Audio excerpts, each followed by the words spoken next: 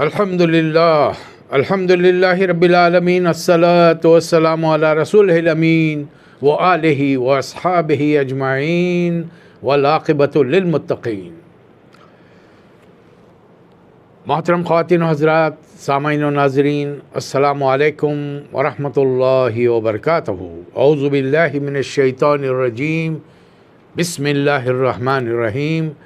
وَكَذَلِكَ جَعَلْنَاكُمْ أُمَّةً وَسَطًا لِتَكُونُوا شُهَدَاءَ عَلَى النَّاسِ وَيَكُونَ الرَّسُولُ عَلَيْكُمْ شَهِيدًا۔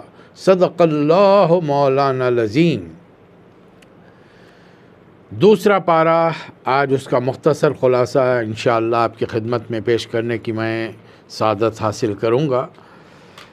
دوسرے پارے کی دوسری آیت کا کچھ حصہ میں نے آپ کے سامنے تلاوت کیا ہے، ترجمہ سماعت فرمائیے۔ اور اس طرح ہم نے اے اہل ایمان، اے مسلمانوں، تم کو ایک امت وسط کے طور پر دنیا میں اٹھایا ہے تاکہ تم لوگوں پر گواہ رہو اور رسول حضرت محمد مصطفیٰ صلی اللہ علیہ وسلم تم پر گواہ بنے۔ کل سورہ پارے الف لام میم میں، پہلے پارے میں ہم نے مختصر کچھ اہم باتوں کا جائزہ لیا۔ اس میں ہم سے متعلق ہدایات کم تھیں، البتہ مثالوں کے ذریعے اللہ نے ہمیں متنبہ کیا، خبردار کیا، وارن کیا، سمجھایا، نصیحت کی کہ دوسری قوموں نے میرے اور میرے نبیوں کی تعلیمات سے روگردانی کی، منہ موڑا، ہم نے ان کو دنیا میں سزا دی۔ اب اس سے خود بخود یہ مفہوم نکلتا ہے کہ اے خاتم النبیین کے ماننے والوں، اگر ایسی کوتاہیاں، کمزوریاں، غلطیاں تم سے بھی سرزد ہوں گی تو پھر ہم تمہارے ساتھ بھی وہی معاملہ کریں گے جو ہم نے دوسری قوموں کے ساتھ کیا تھا۔ مدینہ منورہ تشریف لانے کے بعد ہجرت کے 18 مہینوں کے بعد اللہ تعالیٰ نے نبی کریم صلی اللہ علیہ وسلم کو قبلہ تبدیل کرنے کا حکم دیا۔ یہ تھا تحویل قبلہ، اور اس سے پہلے کہ تحویل قبلہ کا باقاعدہ حکم دیا جاتا، اللہ تعالیٰ نے ہم کو اپنی اصلی پوزیشن بتا دی، منصب بتا دیا، ذمہ داریاں بتا دی۔ مکہ مکرمہ میں نبی کریم صلی اللہ علیہ وسلم بیت المقدس کی طرف رخ کر کے سجدہ کرتے تھے، لیکن آپ نے طریقہ یہ اپنایا تھا کہ ایسے زاویے اور ایسے مقام سے عبادت کرتے جہاں سے کعبۃ اللہ بھی سامنے ہوتا اور بیت المقدس بھی سامنے ہوتا۔ لیکن جب آپ ہجرت فرما کر مدینہ منورہ تشریف لائے تو اب یوں سمجھیے کہ مکہ مکرمہ اور بیت المقدس کے درمیان میں مدینہ واقع ہے۔ اب مدینے سے اگر بیت المقدس کی جانب رخ کرتے ہیں تو کعبۃ اللہ کی طرف پیٹھ ہو جاتی ہے، لیکن اللہ کا حکم ہے کہ ابھی بھی تمہارا رخ بیت المقدس کی طرف ہونا چاہیے۔ اس سے یہودیوں کو یہ خوش فہمی ہو گئی کہ بھائی چلو ہمارے قبلے کی طرف رخ کر کے سجدہ تو کر رہے ہیں، بیت اللہ کی طرف تو نہیں کرتے، مکے کی طرف۔ تو 2-4 مہینوں، سالوں کے بعد میں ہم ان کو اپنے راستے پر لے آئیں گے، محمد صلی اللہ علیہ وسلم اور ان کے ساتھیوں کو، ان کے ماننے والوں کو۔ لیکن اللہ تعالیٰ کا حکم آ گیا، اور وہ حکم کیا تھا کہ بیت المقدس سے قبلہ بدل کر، تحویل قبلہ پلٹا کر اس گھر کی جانب کیا ہے جو زمین پر پہلی عبادت کا گھر اللہ کی خاطر تعمیر کیا گیا تھا حضرت آدم علیہ السلام کے زمانے میں۔ ان اول بیت وضع للناس للذی ببکۃ مبارکہ، یہ تھا زمین پر اللہ کی عبادت کے لیے پہلا گھر۔ میری اپنی ناچیز رائے یہ ہے کہ یہ حضرت آدم علیہ السلام نے تعمیر کیا تھا اپنے ہاتھوں سے، ٹوٹے پوٹے انداز میں ایک کچی سی عمارت، چھوٹی سی عمارت بنائی، اور اس کو آدم علیہ السلام نے یقیناً اپنا گھر پہلے تعمیر نہیں کیا ہوگا، وہ کسی غار میں جا کر رہے ہوں گے، نو ایشوز، لیکن انسان جو اللہ کا بندہ ہے وہ پہلے اللہ کا گھر بناتا ہے، پھر اپنا گھر بناتا ہے. یہ میری دلیل ہے، واللہ عالم جو بھی ہے. پہلا گھر کعبۃ اللہ تعمیر ہوا.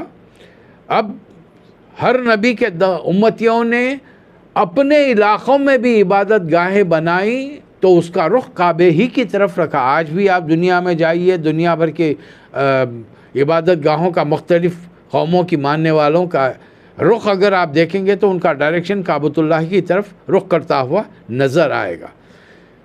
جیسے ہی تحویل قبلہ کا حکم آیا، مدینہ منورہ میں ایک ہنگامہ مچ گیا. یہودیوں کو پہلے بڑا برا لگا کہ بھئی ہماری عبادت گاہ کی طرف رخ کرتے تھے، اب انہوں نے رخ بدل دیا ہے.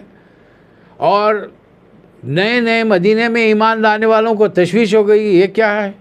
جب آپ کا اللہ ایک ہے، وہ ہر چیز کا جاننے والا ہے، ہر چیز کا علیم ہے، عالم ہے وہ، تو پھر وہ یہ وقتاً فوقتاً یہ اپنی ہدایات میں تبدیلیاں کیوں کر رہا ہے؟ تو اللہ تعالیٰ اس کا جواب یوں دیتا ہے، جہاں سے دوسرا پارہ شروع ہوتا، سَيَقُولُ السُّفَهَاءُ، یہ بے وقوف نادان کم عقل لوگ، من الناس، لوگوں میں سے کہتے ہیں، ما وَلَّهُمْ عَنْ قِبْلَتِهِمُ الَّتِي كَانُوا عَلَيْهَا، اس قبلے پر جو یہ موجود تھے، یعنی بیت المقدس کی طرف، اس سے یہ کیوں پھر گئے؟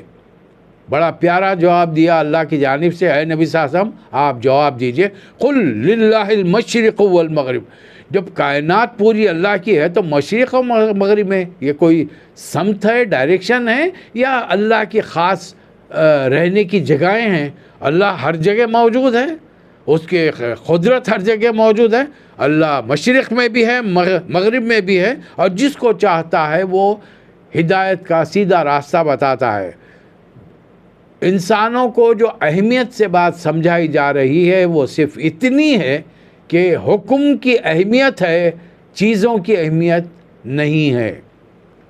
اب چونکہ قبلہ کی تحویل کا حکم آ گیا اور مسلمانوں کو بیت المقدس سے رخ ہٹا کر ان کا رخ کعبۃ اللہ کی طرف کر دیا گیا، اس سے آٹومیٹیکلی یہ اعلان عام ہو گیا کہ اے بنی اسرائیل، ہم نے تم کو دنیا کی امامت پر فائز کیا تھا اور فضیلت دی تھی. یا بنی اسرائیل اذکروا نعمتی اللتی انعمت علیکم وانی فضلتکم علی العالمین. اب اس سے اس منصب سے تمہیں ہٹایا جا رہا ہے کہ تم نے نہ اللہ کے احکامات کی پرواہ کی، نہ نبیوں کے لائی ہوئی تعلیمات پر عمل پیرا رہے. اب یہ دور خاتم النبیین اور ان کے ماننے والوں کا ہے، اس لیے ہم تمہاری جگہ پر امت محمدیہ صلی اللہ علیہ وسلم کو معمور کر رہے ہیں. اور امت محمدیہ سے اللہ تعالیٰ کا خطاب ہے کہ ہم نے تم کو، وَكَذَلِكَ جَعَلْنَاكُمْ، تمہیں ہم نے بنایا ہے امت وسط. اور تمہاری ذمہ داری کیا ہے؟ لِتَكُونُوا شُهَدَاءَ عَلَى النَّاسِ، تاکہ اللہ کے دین کو پہنچانے کی ذمہ داری اور گواہ تم ہو. اور وَيَكُونَ الرَّسُولُ عَلَيْكُمْ شَهِيدًا، اور رسول تم پر گواہی دیں گے. ایک سیکنڈ کے لیے یہ منظر اپنے ذہن میں لائیے کہ قیامت کا ماحول ہے، اللہ تعالیٰ اپنے عرش پر براجمان ہے، سامنے بیٹھا ہوا ہے، اور 1,24,000 پیغمبر اور ان کے امتی، ہر پیغمبر کے پیچھے اس کے امتی کھڑے ہوئے ہیں. گو کہ ہم سب سے آخر میں آئے، نبی کریم صلی اللہ علیہ وسلم خاتم النبیین آخری نبی ہیں اور ہم ان کے امتی ہیں، لیکن رسول اللہ صلی اللہ علیہ وسلم نے حدیث مبارکہ میں فرمایا کہ حساب کتاب پہلے میری امت کا ہوگا، اور حساب کتاب ہونے سے پہلے اللہ تعالیٰ رسولوں کو کھڑا کرے گا. وہ اقتت الرسل، ہم پہلے رسولوں کو کھڑا کر کے سوال کریں گے، پوچھیں گے کہ اے نبی، آپ نے اپنی قوم تک، جس زمانے میں آپ جب تک دنیا میں رہے، پیغام پہنچا، تو رسول اللہ صلی اللہ علیہ وسلم اپنے زمانے کے صحابہ اکرام تک پلٹ کر پوچھیں گے، اے صحابہ کیا میں نے دین تم تک پہنچا دیا؟ تو ان کا جواب ہوگا کہ اے اللہ کے رسول، آپ نے دین پہنچانے کا حق ادا کیا. 1,24,000 نبی اور ان کے امتی یہ منظر دیکھ رہے ہوں گے. صحابہ تابعین سے پوچھیں گے، تابعین سے پوچھیں گے. 21ویں صدی آئے گی، یا اسلامی کیلنڈر سے 15ویں صدی آئے گی، یعنی 14ویں صدی چل رہی ہے، 1445 میں ہم لوگ چل رہے ہیں، اور 21ویں صدی ختم ہو کے 22ویں صدی میں ہم نے، یعنی 21ویں صدی میں ہم قدم رکھ چکے ہیں۔ پوچھا جائے گا اس دور کے تمام مسلمانوں سے، کیا تم نے دنیا کے لوگوں تک اسلام کو پہنچایا؟ یہ سوال ہوگا، اس کے لیے تیار رہنا۔ اور قبلے کی تحویل کا حکم، اس کی وجہ، اس کی دلیل اللہ تعالیٰ یہ دے رہا ہے کہ وَمَا جَعَلْنَا الْقِبْلَةَ الَّتِي كُنْتَ عَلَيْهَا، اے نبی صلی اللہ علیہ وسلم، اس سے پہلے آپ جس جانب رخ کر کے سجدہ کرتے تھے وہ اس لیے تھا، بیت المقدس کی طرف آپ کا رخ کر کے سجدہ کرانا، اس کی بنیادی وجہ یہ تھی کہ إِلَّا لِنَعْلَمَ مَنْ يَتَّبِعُ الرُّسُولَ، تاکہ اللہ جان رہے کہ رسول کی اتباع کرنے والے کون ہیں، اور نبی صلی اللہ علیہ وسلم یا اور تمام انبیاء سوائے اللہ کے حکم کے کوئی اپنے من مرضی کی بات نہیں کرتے تھے۔ تو اللہ جاننا چاہ رہا ہے کہ خاتم النبیین کے ماننے والے بغیر کسی قیل و قال کے اپنے عبادت گاہ کے جانب قبلہ اس کو بنانے کا، اس کا رخ تبدیل کرتے ہیں یا نہیں۔ ممن ينقلب على عقبیہ، اور کون اپنی من مرضی کرے گا اور پیٹ پھیرے گا اس حکم سے، تاکہ اللہ جان لے۔ اور یہ بہت بڑا، اللہ خود فرما رہا ہے کہ یہ قبلہ ایک جانب سے رخ دوسری جانب تبدیل کرنا یہ کوئی معمولی کا عمل نہیں تھا، یہ عبادت گزاروں کے نزدیک بہت بڑا عمل تھا۔ ان کانت لکبیرۃ الا علی الذین ھدی اللہ، سوائے ان لوگوں کے جن کو اللہ نے ہدایت دی تھی۔ ان کے پیش نظر ایک ہی چیز ہے کہ اللہ کو ہم نے جانا محمد الرسول اللہ کے توسط سے، وسیلے سے، ان کی وجہ سے، اور جب وہ حکم دے رہے اللہ کا حکم ہے اپنے قبلے کا رخ تبدیل کر دو، تو پھر ہمارے لیے کوئی مسئلہ نہیں ہے۔ اب اللہ تعالیٰ فرما رہا ہے کہ اے نبی صلی اللہ علیہ وسلم، قد نرى تقلب وجهك في السماء فلنولينك قبلة ترضاها فولي وجهك شطر المسجد الحرام۔ اے نبی صلی اللہ علیہ وسلم، یہ بار بار مدینہ جانے کے بعد میں جب رسول اللہ علیہ وسلم محسوس کرتے عبادت میں کہ رخ بیت المقدس کی جانب ہے اور پیٹھ کعبۃ اللہ کی طرف ہے، تو نماز میں اپنا رخ آپ اٹھا دیتے تھے، اپنا چہرہ مبارک اٹھا کر آسمان کو دیکھتے، شاید اللہ کا حکم آ جائے۔ تو اے نبی صلی اللہ علیہ وسلم، یہ آپ کے منہ کا بار بار آسمان کی طرف اٹھنا ہم دیکھ رہے ہیں۔ لیجئے اب ہم آپ کا رخ اسی قبلے کی طرف پھیر دیتے ہیں جسے آپ پسند کرتے تھے، مسجد حرام کی طرف رخ پھیر دیجئے۔ اس کے بعد کی کئی آیتوں میں اللہ تعالیٰ نے تاکیداً یہ چیز واضح کی ہے کہ جب کبھی تم رخ کرو کعبۃ اللہ کی طرف رخ کر کے تمہیں یہ اپنا سجدہ کرنا ہوگا۔ پھر اللہ نے بتایا کہ دنیا والوں سے اس کام میں مت ڈرو، فلا تخشوہم واخشونی، بلکہ مجھ سے ڈرو، تاکہ مجھے توقع ہے کہ میرے حکم کی پیروی سے تم ہدایت کا فلاح کا راستہ پا لو گے، اس لیے کہ میں نے وہ رسول بھیجا ہے جو تمہیں میری آیات پڑھ کر سناتا ہے، تمہیں پاکیزگی عطا کرتا ہے، علم و حکمت کی باتیں بتاتا ہے۔ لہٰذا تم کیا کرو، ایک کلیہ بیان کر دیا ہے، قانون، فَاذْكُرُونِي أَذْكُرْكُمْ وَاشْكُرُوا لِي وَلَا تَكْفُرُونَ، تم مجھے یاد کرو میں تمہیں یاد کروں گا۔ اس سے کہ خدا کی یاد سے کبھی غافل نہ رہیں، ہماری زبان ہر وقت اللہ کی یاد میں مصروف رہے۔ جب ہم بھولیں فوری اللہ اکبر، سبحان اللہ، الحمدللہ، ولا الہ الا اللہ، لا الہ الا اللہ، یہ تسبیحات کے ذریعے اللہ کو یاد کرتے رہیں۔ ہمارے ذہن و دل سے کبھی خدا کی یاد دور نہ ہو، ہم کبھی غافل نہ ہوں، ورنہ اللہ تعالی ہمیں اپنے آپ سے غافل کر دے گا۔ اور دنیا کا قانون ہے، ہم دیکھ لیجئے، ہم تو گلف میں رہتے ہیں، شروع میں آئے 8-8 10-10 صفحے کے خطوط دوستوں کو، فیملیز کو لکھا کرتے تھے، وہ بھی جواب دیتے تھے۔ آج ہم کچھ وقفہ گزرا، خطوط کا تعداد کم ہونے لگی، صفحات کم ہونے لگے، اب سال میں ایک آدھ میسیج بھیج دیا تو بھیج دیا، تو جواباً ان کا بھی معاملہ کیا ہے، وہ بھی ہمیں اسی طریقے سے رسپونڈ کریں گے. تو اللہ بتا رہا ہے کہ تم مجھے یاد کرو، میں تمہیں یاد کروں گا، اور میرا ذکر، میرا شکر ادا کرو، میرا کفران نعمت مت کرو. اور دنیا میں کامیابی چاہیے تو محمد صلی اللہ علیہ وسلم تمہیں ایٹامک پاور کی تھیوریز بتانے کے لیے نہیں آئے ہیں، دنیا میں ترقی کرنے کے لیے اصول و ضوابط بتانے نہیں آئے، بلکہ دنیا میں تم جو کوئی بھی کام کرو وہ تمہیں اخلاقیات سکھانے کے لیے آئے ہیں. لہٰذا ان اخلاقیات کو جاننے کے لیے دو بڑے ہتھیار میں تمہارا رب تمہیں دے رہا ہے. یا ایھا الذین آمنوا استعینوا بالصبر والصلاۃ. یہ دو بڑے ہتھیار ہیں. صبر، نماز پڑھنے کے لیے بھی صبر چاہیے، روزہ رکھنے کے لیے، ہر عبادت کے لیے صبر ہے، تعلقات رکھنے کے لیے، اللہ کے ساتھ تعلق رکھنے کے لیے، بندوں سے تعلق رکھنے کے لیے تمہیں صبر کی ضرورت ہے اور نماز کی ضرورت پڑے گی. ان اللہ مع الصابرین. اللہ صبر کرے. اللہ نے یہ نہیں فرمایا اللہ نماز پڑھنے والوں کے ساتھ ہے، اللہ روزے رکھنے والوں کے، زکوٰۃ دینے والوں کے، حج کرنے والوں کے ساتھ. اللہ فرمایا یہ تمام کام کرنے کے لیے جو چیز اہم درکار ہے وہ صبر ہے، اور صبر کرنے والوں کے ساتھ اللہ ہے. چونکہ یہ سورہ نازل ہوا جنگ بدر کے بعد، جس میں 14 صحابہ اکرام شہید ہوئے، منافقین اور غیر مسلموں نے دنیا بھر کے تبصرے کیے کہ دیکھو نبی کے ساتھ گئے تھے لیکن ہوا کیا، کسی گھر کا بندہ چلا گیا، ایک عورت بیوہ ہو گئی، بچے یتیم ہو گئے، بوڑھے ماں باپ کا سہارا چلا گیا. اللہ اس ضمن میں فرما رہا ہے وَلَا تَقُولُوا لِمَن يُقْتَلُ أَمْوَاتٌ فِي سَبِيلِ اللَّهِ أَمْوَاتٌ.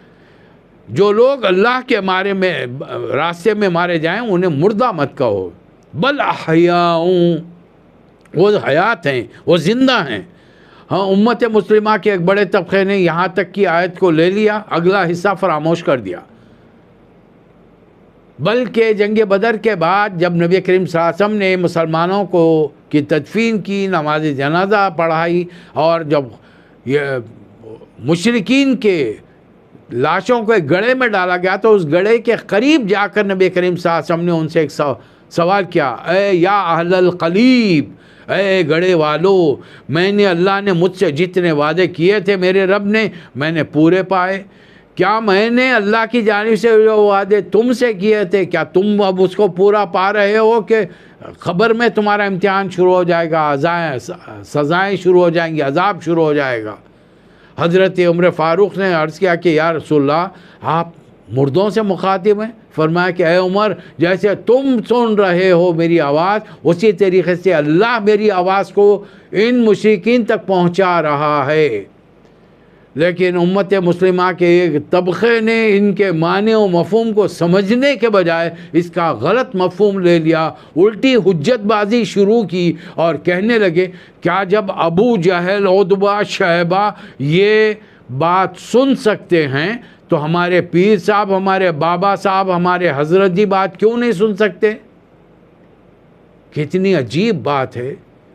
نبی کریم صلی اللہ علیہ وسلم کا مقابلہ بابا صاحب، پیر صاحب سے، حضرت صاحب سے ہو رہا ہے، جبکہ رسول اللہ صلی اللہ علیہ وسلم فرما رہے ہیں کہ اللہ میری آواز ان مشرکین کو ایسے سنا رہا ہے جیسے تم سن رہے ہیں. یا عمر، کس کی مثال لے جا کر کیا بتایا جا رہا ہے؟ اور اللہ کے راستے میں شہید ہونے والوں کو طنز و طعن کیے جا رہے ہیں کہ بیوی کو یتیم کر گئے، بچوں کو یتیم کر دیا، بیوی کو بیوہ کر دیا، ماں باپ کا سہارا چلے گیا، اب ان کو اس بڑھاپے میں ان کی دیکھ ریکھ کون کرے گا؟ اللہ فرما رہا ہے وہ حیات ہیں، بل احیاء ولکن لا تشعرون. تمہیں شعور نہیں ہے. یہ آیت کا یہ حصہ ہمارے بڑے بڑے دیندار جو اپنے آپ کو اپنی بزبان خود عالم، مفتی، فتویٰ، شیخ الاسلام، اللہ پتہ نہیں کیا کیا کہہ لیتے ہیں، اور ان کے مریدین انہیں کیا کیا کہتے ہیں، اس حصے کو بھلا گئے کہ تم شعور نہیں رکھ. جب اللہ فرما رہا ہے کہ ایک انسان کسی مرنے والے کے بارے میں اس کی حقیقت کا کوئی شعور نہیں رکھ سکتا تو نہیں رکھ سکتا. لیکن انہوں نے اپنا دماغ لڑایا، انہیں زندہ کر کے بٹھا دیا. آج ان کو خبروں میں بٹھا کر ان کے شادی کی جا رہی ہے، ان کی بیگمات کو پیش کیا جا رہا ہے اور عرس منایا جا رہا ہے کہ وہ حیات ہیں. اب قرآن کی ان آیتوں سے اندازہ لگا لیجئے اس کے بعد والی آیت میں اللہ تعالیٰ نے محمد صلی اللہ علیہ وسلم کی امتیوں کو ایک واضح میسیج دے دیا. اگر تم یہ صرف یہ سمجھ رہے ہو کہ کلمہ پڑھنے سے جنت میں داخلہ ہو جائے گا، غلط فہمی کا شکار ہو. اگر تم مسلمان ہو تو میں تمہیں آزمائشوں میں ڈالوں گا. وَلَنَبْلُوَنَّكُمْ بِشَيْءٍ مِّنَ الْخَوْفِ وَالْجُوعِ وَنَقْصٍ مِّنَ الْأَمْوَالِ وَالْأَنفُسِ وَالثَّمَرَاتِ وَبَشِّرِ الصَّابِرِينَ. ہم تمہیں آزمائیں گے خوف میں، ڈر میں، خطرے میں، فاقہ کشی میں، جان اور مال کے نقصانات میں، آمدنیوں کے گھاٹے میں، اور جو لوگ ان حالات میں صبر کریں اور کوئی مصیبت ان پر پڑے تو کہیں انا للہ و انا الیہ راجعون. ہم اللہ ہی کے ہیں اور ہر چیز ہمارے ہاں اللہ ہی کی ہے جو اس کی طرف لوٹ کر چلی گئی. نبی کریم صلی اللہ علیہ وسلم حجرے میں بیٹھے ہیں، ام المومنین حضرت عائشہ موجود ہیں. اچانک جلتا ہوا چراغ ہوا کے جھونکے سے بجھ گیا. رسول اللہ صلی اللہ علیہ وسلم نے فرمایا انا للہ و انا الیہ راجعون، یعنی یہ چراغ جل بھی رہا تھا اللہ کے حکم سے بجھ گیا. آج کے دور کے مسلمانوں نے صرف مرنے والوں کے بارے میں یہ آیت پڑھنا مناسب سمجھا، بقایا ہر نقصان کے بارے میں یہ تصور ہی سے نکل گیا کہ یہ والقدر خیر ہی و شر ہی من اللہ تعالیٰ. جو ہم دنیا میں انسانوں کو جو خیر شر ملتا ہے، جو مصیبت آتی ہے، جو راحتیں اور اللہ کی طرف سے رحمتیں آتی ہیں، وہ ساری کی ساری اللہ کی جانب سے ہیں. آگے چل کر اللہ تعالیٰ پھر ہمیں فرما رہا ہے، اچانک بات پلٹ گئی کہ اب جو لوگ عمرہ کے لیے جائیں گے انہیں اندازہ تھا کہ صفا اور مروہ کعبۃ اللہ کا طواف تو باوجود ہے کہ بتوں کے ابھی بھی جاری ہے، وہ 360 بت ابھی بھی بیٹھے ہیں. نبی کریم صلی اللہ علیہ وسلم کی رسالت کو اب 15 سال ہو رہے ہیں، 13 سال مکے میں، 2 سال مدینے میں. جنگ بدر 2 ہجری میں رمضان کے مہینے میں ہوئی، اور جنگ بدر کے بعد میں اللہ تعالیٰ نے سورۃ البقرہ کا ایک طویل حصہ نازل فرمایا. تو ایک ذہن میں خلش آئی اہل ایمان کی، صفا اور مروہ پر تو 2 مورتیاں ہیں، اساف و نیلا کی 2 زندہ آدمیوں کی مورتیوں کو لوگوں نے رکھا ہے اور عبادت سمجھ کے کرتے ہیں، کیا یہاں پر ان کا طواف کرنا ہمارے لیے مناسب ہے؟ اللہ اس کا جواب دے رہا ہے، یہ 2 جو پہاڑیاں نظر آ رہی ہیں حقیقت میں پہاڑیاں نہیں ہیں، بلکہ یہ من شعائر اللہ، یہ اللہ کی نشانیوں میں سے ایک نشانی ہے. لہٰذا آئندہ سے فمن حج البیت او اعتمر فلا جناح علیہم ان یطوف بہما. آئندہ سے جو کوئی حج کے لیے جائے یا عمرہ کے لیے جائے، اسے چاہیے کہ صفا و مروہ کی پہاڑیوں کے بیچ میں 7 چکر لگائے، یہ ان کے لیے بہتر ہے. اللہ تعالیٰ تمہاری قدر کرنے والا ہے اور علم رکھنے والا ہے. آگے چل کر اللہ تعالیٰ نے بہت ساری چیزوں کے بارے میں حکم دیا. لوگوں سے جب کہا گیا کہ اللہ نے جو تعلیمات بھیجی ہیں اس پر عمل کرو، جب ان سے وَإِذَا قِيلَ لَهُمُ اتَّبِعُوا مَا أَنزَلَ اللَّهُ، جب لوگوں سے کہا گیا کہ وہ چیز کی پیروی کرو جو اللہ نے نازل کی ہے، ان کا جواب تھا قَالُوا بَلْ نَتَّبِعُ مَا أَلْفَيْنَا عَلَيْهِ آبَانَا، ہم تو اس چیز کی پیروی کریں گے جو ہمارے باپ دادا عمل کرتے تھے. آج یہ جہالت 99% دنیا کے مسلمانوں میں موجود ہے، اور یہ خصوصیت کے ساتھ یہ ہمارے پیدائش کے موقع پر، ہماری شادی بیاہ کے موقع پر، ہماری موت مٹی کے موقع پر، ان رسومات کے موقع پر آج کا مسلمان بھول جاتا ہے کہ رسول اللہ صلی اللہ علیہ وسلم کے زمانے میں بھی بچے پیدا ہوئے، خود رسول اللہ علیہ وسلم کی اولادیں ہوئیں، رسول اللہ علیہ وسلم کے زمانے میں شادیاں ہوئیں، آپ نے خود کئی نکاح فرمائے، صحابہ اکرام کے نکاح ہوئے، رسول اللہ علیہ وسلم کے زمانے میں شہادتیں ہوئیں، طبعی طور پر انسانوں کی موت ہوئی. رسول اللہ علیہ وسلم نے اپنی نظروں سے 3 جوان بیٹیوں کو انتقال کرتے ہوئے دیکھا. اپنے بیٹے حضرت ابراہیم 18 مہینے کے 1.5 سال کے آپ کے گود میں ان کا انتقال ہوا. تو نبی کریم صلی اللہ علیہ وسلم اگر دین سکھانے آئے تو کیا آپ نے ہمیں بتایا نہیں کہ پیدائش کے موقع پر کیا کرنا چاہیے؟ آپ جب حضرت حسن اور حسین پیدا ہوئے، آپ نے بکرے ذبح کیے، مینڈے ذبح کیے، عقیقہ کیا، 7ویں دن نام رکھا، بال نکلوایا. یہ ہے رسم. یہ ہے کسی گھر میں ولادت ہو، نکاح ہو تو پہلا کام اس آدمی کو مہر ادا کرنا ہے، ولیمہ کرنا ہے، چاہے وہ ایک چھوٹا سا بکری کا بچہ کیوں نہ ہو. یہ ذمہ دار. موت ہو جائے فوری تدفین کا انتظام کرنا ہے، غسل دیا جائے گا، کفن پہنایا جائے گا، نماز جنازہ ہوگی اور اولین فرصت میں دفن کیا جائے گا. کہ رسول اللہ صلی اللہ علیہ وسلم نے فرمایا کہ جلد سے جلد مرنے والے کو اس کے آخری ٹھکانے قبر تک پہنچاؤ. نیک ہوگا تو وہ جنت کے باغوں میں سے ایک باغ ہے، اور اگر برا ہوگا تو دوزخ کے گڑھوں میں سے ایک گڑھا ہوگا وہاں پر. تو اس دور کے لوگ بھی یہی کہتے تھے کہ ہم باپ دادا کے رسومات کی پیروی کریں گے. آج بھی یہی ہے.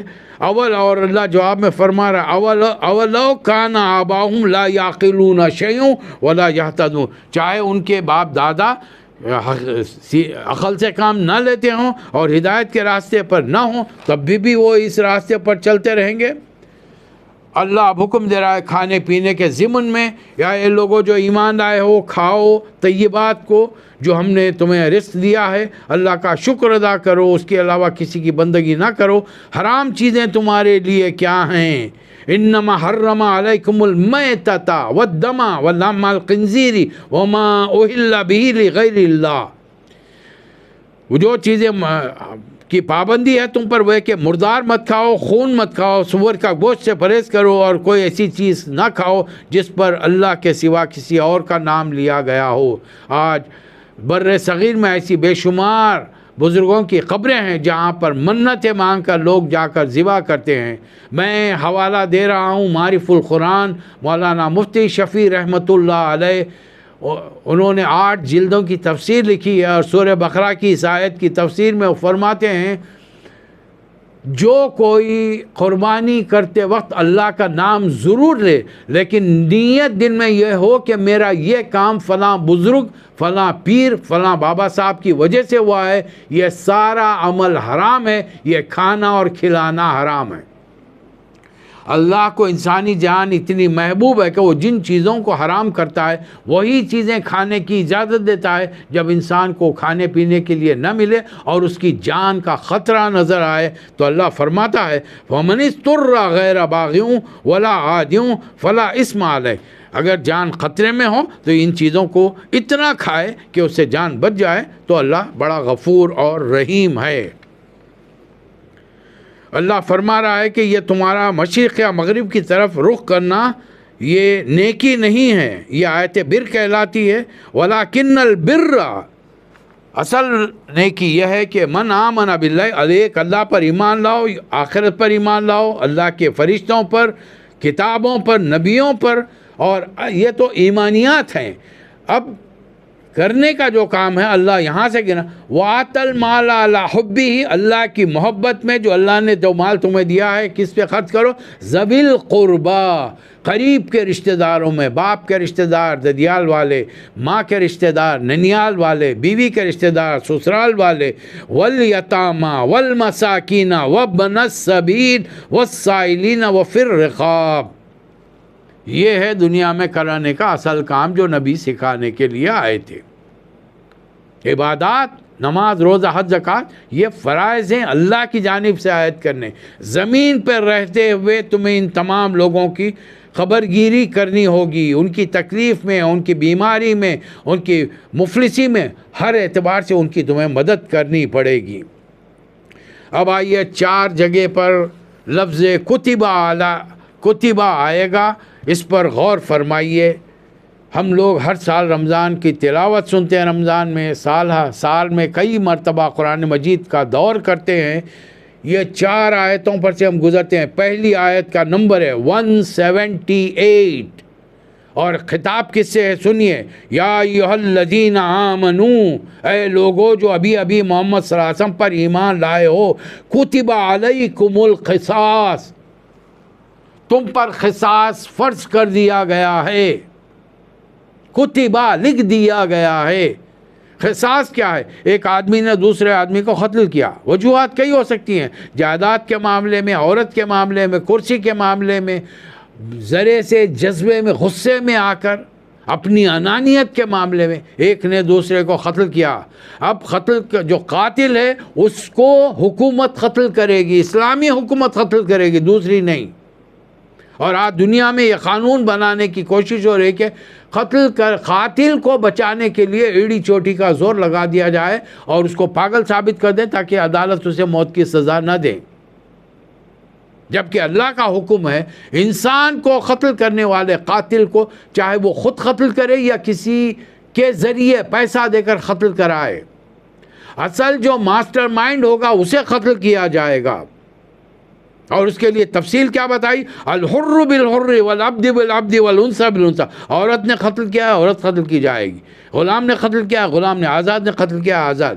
اب اگر کوئی اپنی خوش دلی سے قاتل کو اس کی ریزننگ کو، اس کے وجوہات کو ایکسپلین کرنے کے بعد، سمجھانے کے بعد اگر مان کر اسے معاف کرتا ہے تو وہ ورنہ وہ چاہے تو اس کی جسے قتل کیا گیا مقتول کی دیت لے لے، اس کا معاوضہ کمپنسیشن لے لے. اور اللہ فرما رہا ہے وَلَكُمْ فِي الْقِصَاصِ حَيَاتٌ يَا أُولِي الْأَلْبَابِ لَعَلَّكُمْ تَتَّقُونَ. اے ہوش مندو، اللہ سے ڈرنے والو، اللہ کی ناراضگی سے پرہیز کرنے والو، تمہارے لیے قصاص میں زندگی ہے. ایک بار قاتل کو وہ کتنا ہی بڑی پوزیشن، دولت مند اور کتنا ہی معروف آدمی کیوں نہ ہو، اسے قاتل کو قتل کیا جائے گا. معاشرے پر ایک ہیبت طاری ہوگی. کسی دوسرے انسان کو قتل کرنے والا 1000 بار سوچے گا. آیت نمبر 178 میں اللہ نے ایک حکم دیا، اس کے لیے لفظ استعمال کیا کتبہ. دوسرا لفظ آیت نمبر 180 میں کتب علیکم اذ حضر احدکم الموت ان ترک خیرا الوصیہ.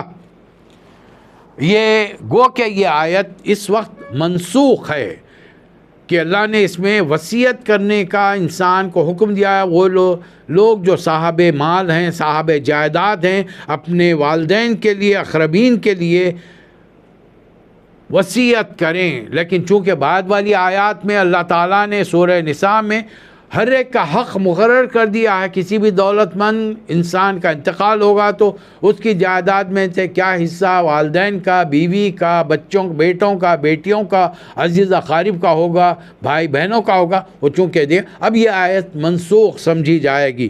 لیکن 2 آیتوں میں بات آئی. 178 کتب علیکم، 180 کتب علیکم. اب تھوڑا آگے جائیے. 183 یا ایھا الذین آمنوا کتب علیکم الصیام. وہاں پر کیا تھا؟ کتب علیکم القصاص. امت مسلمہ نے قصاص کا قانون بھلا دیا، وصیت کا قانون بھلا دیا، جو دوسری جگہ اور مزید تفصیل کے ساتھ آیا ہے. تیسرا قانون ہمیں یاد ہے، یا ایھا الذین آمنوا کتب علیکم الصیام. دنیا کا ہر مسلمان وہ جو روزہ نہیں بھی رکھتے، اپنے آپ کو بظاہر ایسے منہ کو سوکھا کر کے لوگوں کے سامنے آئیں گے کہ دیکھنے والا انہیں بھی روزدار سمجھے گا. تو کیا بات ہے؟ یہ اللہ کا کلام ہے، ہر جگہ الفاظ ایک ہی ہیں. کتب علیکم القصاص امت مسلمہ نے فراموش کر دیا. اس کے بڑے بڑے دینداروں اس کی تعویلات کی. کتب علیکم وصیہ ترک خیرا الوصیہ، اس کو فراموش کر دیا. تیسری کتبہ کا لفظ ہمیں یاد ہے، ہر کوئی روزہ رکھنے کے لیے ہے. اس کی بنیادی وجہ کیا ہے؟ کہ سال بھر کھا کھا کر وزن بڑھ گیا، اب ڈائٹنگ کا ٹائم آیا ہے. اللہ تعالیٰ نے، میں نے جو سیرت کا مطالعہ کیا ہے اس میں یہ کہ یہ آیت 183 اس وقت نازل ہوئی جب جنگ بدر ہوئی نہیں تھی. اللہ نے اس میں گنجائش دی. کوئی سفر بھی نہیں کر رہا ہے، بیمار بھی نہیں ہے، اگر روزہ نہ رکھنا چاہے تو وہ فدیہ ایک آدمی کا کھانا کھلائے. لیکن اس کے بعد والی آیت نمبر 185 جب تیسری ہجری میں نازل کی گئی تو یہاں اللہ نے روزہ کی فرضیت کو واضح کیا ہے. اس کی وضاحت کرتے ہوئے شہر رمضان الذی انزل فیہ القرآن ھدی للناس وبینات من الھدی والفرقان فمن شہد منکم الشہر فلیصم. رمضان کی فضیلتوں کی بیان کے بعد اللہ فرما رہا ہے آئندہ سے جو کوئی تم میں سے اس مہینے کو پائے روزہ رکھے، حکم ہے اللہ کا۔ اور ایک رمضان کا روزہ بغیر کسی وجہ کے آدمی ترک کر دے، اس کے بجائے سال بھر روزہ رکھے، زندگی بھر روزہ رکھے، وہ ایک فرض رمضان کے روزے کا مقابلہ نہیں کر سکتا، اس کا حق ادا نہیں کر سکتا۔ البتہ اللہ گنجائش دے رہا ہے، جو مریض ہے، جو سفر میں ہے، وہ چاہے تو ان ایام میں روزے نہ رکھ کے بعد میں ان ایام کی پابندی کر لے۔ بڑی پیاری آیت ہے، اس میں بڑا خاص مفہوم ہے اس کا۔ وَإِذَا سَأَلَكَ عِبَادِي عَنِّي فَإِنِّي قَرِيبٌ، میرے بندے اے نبی صلی اللہ علیہ وسلم جب آپ سے میرے بارے میں پوچھیں تو اللہ نے یہاں پر رسول اللہ علیہ وسلم کے لیے حکم نہیں دیا کہ قل کہیے آپ، بلکہ ڈائریکٹلی فرما دیا کہ میں ان کے قریب ہوں، اجیب دعوت الداعی اذا دعان، میرا بندہ جب مجھے پکارتا ہے تو میں جواب دیتا ہوں۔ آج مسلمانوں کو یقین نہیں ہے۔ میں ایک سوال کر رہا ہوں آپ سے، اپنے آپ سے اور آپ سے سوال کر رہا ہوں، کیا یہ پورے کا پورا قرآن اللہ کا ہے؟ کیا ہمارے نبی صلی اللہ علیہ وسلم نے اسے ہم تک پہنچایا ہے؟ تو پھر کیوں یقین نہیں آ رہا کہ اللہ ہماری ہر پکار کا جواب دیتا ہے، ہماری ہر ضرورت کی تکمیل کرتا ہے؟ البتہ اس کے طریقے مختلف ہیں۔ تو اللہ فرما رہا اجیب دعوت الداعی اذا دعان فلیستجیبوا لی ولیؤمنوا بی لعلہم یرشدون۔ اچانک روزے میں کی بات آئی تو روزوں کی تفصیلات بتائی جا رہی کہ یہودی روزہ رکھتے وقت بیویوں سے تعلق رکھنا بری بات سمجھتے تھے، اللہ اجازت دے رہا ہے احل لکم لیلۃ الصیام الرفث الی نسائکم، تمہیں اپنی بیویوں سے تعلق رکھنے کی راتوں میں اجازت رات میں اجازت دی جا رہی ہے، کیونکہ ہن لباس لکم وانتم لباس لہن، یہ ہے عورت مرد کا حقیقی تعلق۔ جیسا لباس جسم سے چمٹا ہوا ہے، میاں بیوی کے تعلق ہیں، اپنے تعلقات کو غیروں کے سامنے بیان مت کرو، گھر کی باتوں کو باہر بیان مت کرو۔ اب تک اللہ نے دیکھا کہ تم نے دوسروں کی باتوں میں آ کر کچھ تم سے نادانیاں ہوئی ہیں، اللہ تعالیٰ اب اسے معاف کر رہا ہے۔ فلان باشرون، اب اپنی بیویوں سے ازدواجی تعلقات رکھو، البتہ جب تم اعتکاف میں ہوں تو پھر ان اعتکاف کے دنوں میں بیویوں کے قریب مت جاؤ، تلک حدود اللہ، یہ اللہ کی حدیں ہیں، فلا تقربوها، اس کے قریب بھی مت پٹکو۔